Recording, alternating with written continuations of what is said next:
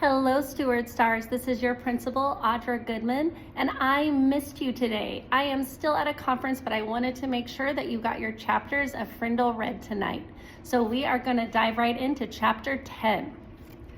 Judy Morgan was a reporter for the Westfield Gazette, the local newspaper. Westfield was a quiet little town. There was the occasional burglary, the teenagers got rowdy once in a while, and there was some shouting at the town council on the planning of the board now and then. But mostly, things were calm and orderly in Westfield, and every Thursday, the Westfield Gazette approved it. Ted Bell sold advertisements for the paper, and he had his daughter in 4th grade at Lincoln Elementary. He told Judy that a bunch of 5th graders were making trouble and they were not obeying teachers anymore. And there was something about a secret code word they were all using. And half of the students had been kept after school one day last week, including his own little girl. The only other story Judy was working on was about 18 new trees that were going to be planted along East Main Street. The trees could wait. This thing at the elementary school sounded like a real story. So Judy Morgan showed up at Lincoln Elementary School at 3 o'clock the day after Miss Chatham had been to visit Nick's parents. The sign on the door said all visitors must report to the office, and she did. On the bulletin board outside the office, Judy saw Miss Granger's notice about the punishment for using the word frindle. She stepped back 2 paces, aimed her camera at the notice, and snapped a photo. She read the notice once more and then stepped into the office. Miss Freed, the school secretary, looked up and smiled. "May I help you?" "Yes, I'm sure you can. My name is Judy Morgan and I work for the Westfield Gazette. I'd like to know about that poster outside the office, the one about this word frindle. Who should I talk to?" Miss Freed stopped smiling. She was sick and tired of anything to do with that word. For the past week, her phone had been ringing off the hook. It wasn't a parent complaining about a child who had to stay after school. It was someone from the school board trying to get in touch with Miss Chatham or Miss Granger. Miss Freed pursed her lips and narrowed her eyes. She said, "You'll have to speak with the principal. Let me see if Miss Chatham is free." She was. There isn't a principal alive who wouldn't find time to talk to someone from the local newspaper. The reporter was invited into Miss Chatham's office. Judy noticed right away that the principal was not comfortable talking about this stuff. When asked about the poster outside the office door, Miss Chatham laughed and said, "Oh, that? It's nothing really. Some kids have been playing a prank, and it was time to put a stop to it." The principal's laugh sounded phony to Judy Morgan. "And did that notice put an end to the prank? I heard that a lot of children were kept after school last week. Would you tell me a little about that? Parents would like to know what's going on." Miss Chatham looked like a kid who had been sent to the principal's office. She squirmed a little in her chair and tried to smile. She said, "Well, we do still have a little problem, but it's under control. Miss Granger may have overreacted a bit. I don't think the children have really been trying to be disrespectful. They're just having some fun, and it's more like a difference of opinion." And then Miss Chatham went on to tell the reporter what she knew about the word frindle and how it had become a popular thing among the students. Judy Morgan took careful notes. And the principal had finished, Judy said, "Would you mind if I asked Miss Granger a few questions?" Miss Chatham said, "No, not at all." But Judy could tell that the principal wished she would just go away. What could she say, though? Miss Chatham couldn't very well keep the reporter away from Miss Granger because, after all, America's a free country with free press. If Judy really wanted to, she would talk to Miss Granger sooner or later. It was sooner. In 3 minutes, Judy Morgan was standing at the doorway of the room 12, looking in at Miss Granger. There were about 15 children sitting at desks scattered around the room, busy writing out one of their 100 sentences. She knocked, and the teacher and the students looked up from their work.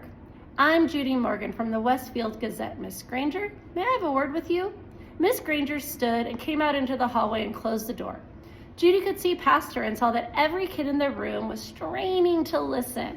Judy noticed Miss Granger's eyes right away. Gray, maybe flecked with a little gold, and very sharp, but not hard or mean, just bright and strong. The reporter didn't waste words. "So I hear that you plan to stop the students from using their new word. How goes the battle?" Miss Granger did not smile, and her eyes got even brighter. "First of all, it is not a battle. I am merely helping my students see that the foolishness should stop. Such a waste of time and thought. There is no reason to invent a new and useless word. They should each learn to use words we already have. But of course, all of this is just a silly fad.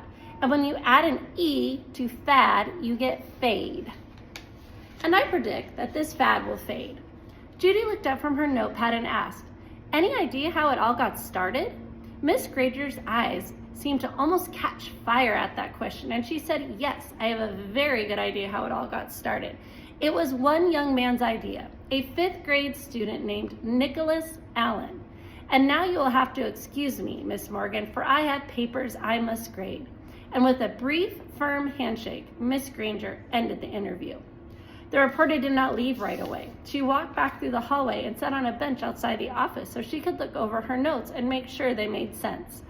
It took her about 5 minutes. Then Judy stood up, put her notebook into her large black purse, waved goodbye to a frowning Miss Freed, and headed out the door. As she walked to the parking lot, 5 or 6 kids who had just finished writing their sentences for Miss Granger came out another door. Judy walked beside them, listening to them laugh and joke. Then she asked them, "Why do you kids keep saying frindle? Don't you hate staying after school?" A boy was almost falling over from the weight of his backpack, looked up at her and smiled. "It's not so bad. There's always a bunch of my friends there. I've written that sentence 600 times now." And then the kids said Miss Granger didn't even look at their punishment papers anymore. They were sure, because where you were supposed to write, "I am writing this punishment with a pen," everyone was writing the word frindle every 4th or 5th sentence. And Miss Granger hadn't said anything. One girl bragged that she had written the word frindle 45 times on her sheets today. She grinned and said, "That's a new record." "And this boy named Nick," Judy asked, "has he have to stay after school too?" The kids giggled, and a tall boy with reddish brown hair and glasses said, "Miss Granger has kept Nick after school so much that everyone thinks she wants to adopt him." The reporter smiled and said, "Do you think I could find Nick and talk to him this afternoon?" The boy looked at Judy for a second and then said, "I don't think Nick would want to talk to you right now. He might say something stupid and get himself in trouble." Then he grinned at his friends. The kids laughed and poked and punched each other and headed off down the block. Judy drove back to her office and started writing. The next morning, a brown envelope arrived at the Gazette offices addressed to Judy Morgan, and below her name was written, "Frindle Story." When Judy opened it, there was a class picture of the 5th grade at Lincoln Elementary School. Miss Granger and the 6 other teachers were standing at the ends of their rows, and the kids were dressed neatly, hair all combed. But there was something odd about the picture. The reporter looked closely and saw that each kid was holding a pen, and each little mouth was puckered in the same way. She was puzzled for a second, and then she softly, "Of course, they're all saying frindle." Written on the back of the picture in neat cursive was 3rd row, 5th from the left. Judy looked at the picture, and there she saw with the same grinning red-haired boy with glasses that she had talked to in the school. There's a picture. Parking lot yesterday. She chuckled and said, "Well, well, well. Pleased to meet you, Mr. Nicholas Allen." All right, now it's time for chapter 11. Extra, extra, read all about it.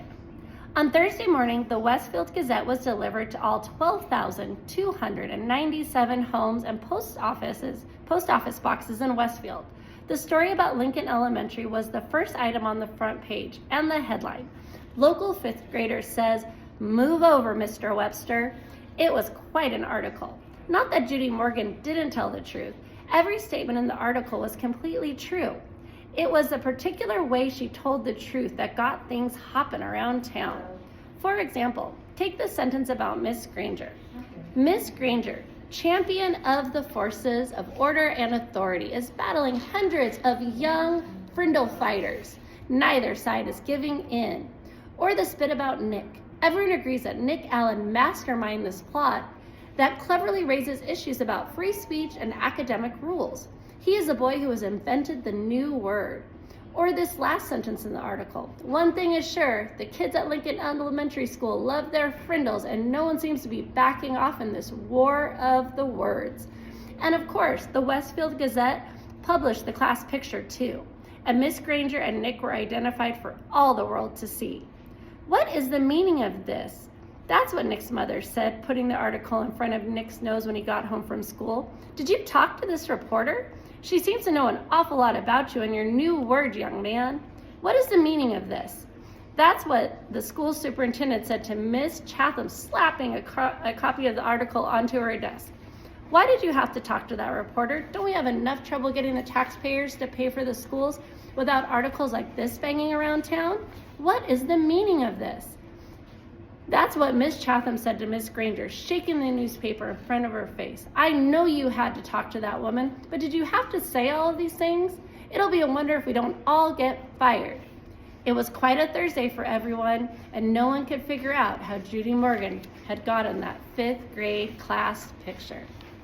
All right, once again, I miss everybody, and I will see you soon, and tomorrow we will be back to start chapter 12 and 13.